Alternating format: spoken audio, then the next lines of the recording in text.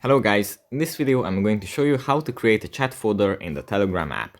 But before that, don't forget to subscribe and leave a comment down below, because at 10,000 subscribers I'm going to show you my whole YouTube revenue statistics and growth strategy.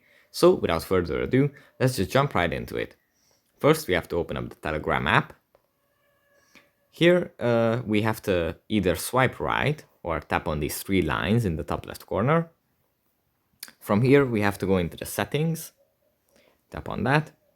We have to scroll down a little bit, and here it says chat folders.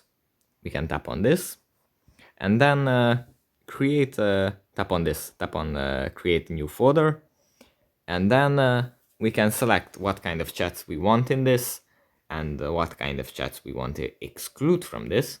We can even share this folder with others. We can even name it.